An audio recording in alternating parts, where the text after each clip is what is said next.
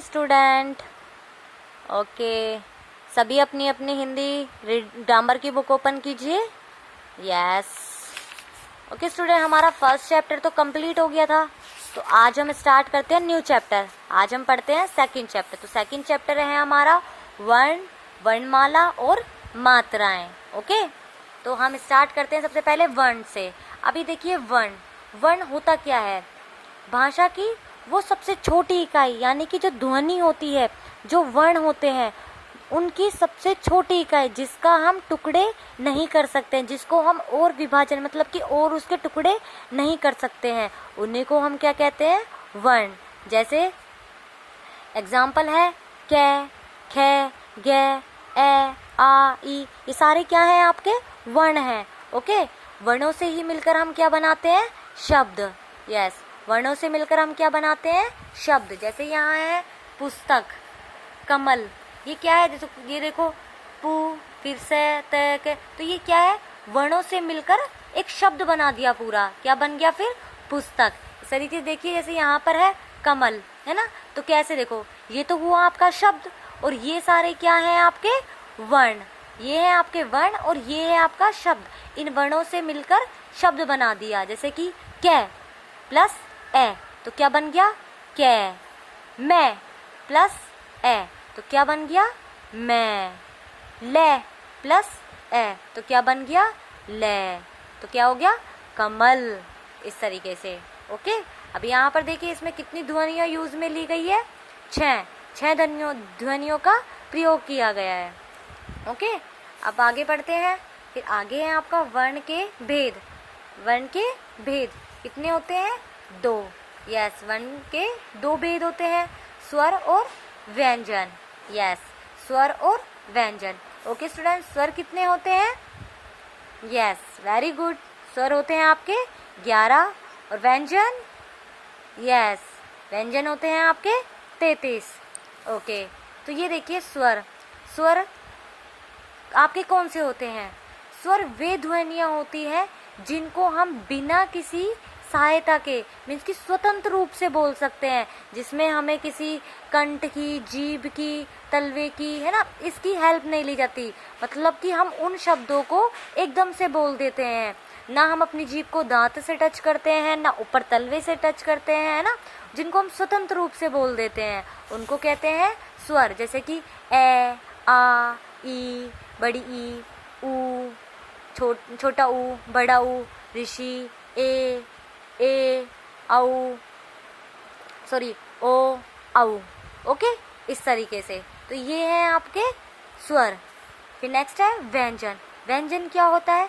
जिन ध्वनि को हम बोलते हैं तो उसमें हमें मतलब कि उनको बोलने के लिए किसी की हेल्प होती है। जैसे कि आप तलवे की लेते हो, कंठ की लेते हो, है ना, इस तरीके से जिनको बोलने के लिए जिनको हम स्वतंत्र रूप से नहीं बोल सकते हैं उन्हीं को कहते हैं व्यंजन। जैसे कि कै, खे, गे, घे, अणे खाली, चे, छे, जे, झे, इस तरीके से। ओके, तो ये है आपके 33 व्यंजन।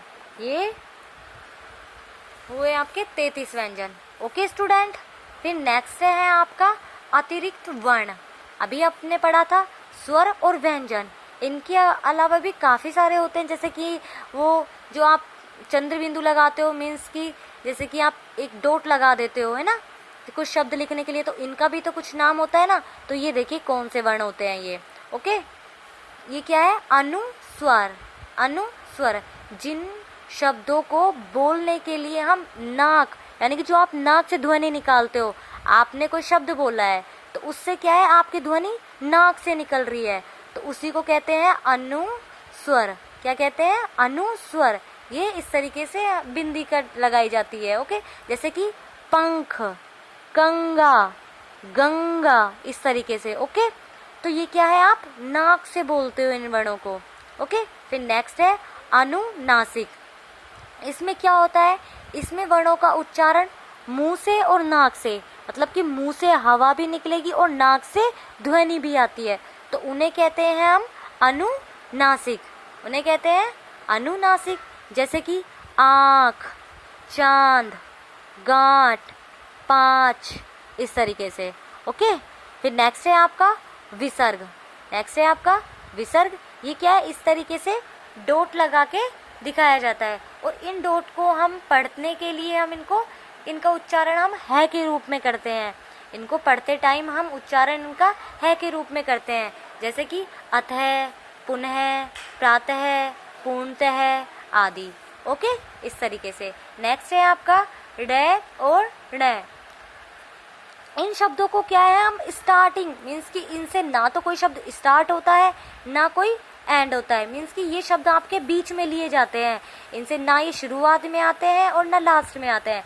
ये दोनों शब्द आपके दोनों वर्ण आपके ये बीच में लिए जाते हैं, जैसे कि पढ़ना, सड़ना, है ना, इस तरीके से ये क्या है, बीच में लिए जाते हैं। जैसे कि यहाँ देखिए, ये शब्द वर्ण आपके बीच में आते हैं, ना इनसे स्टार्ट होता है ना एंड होता है।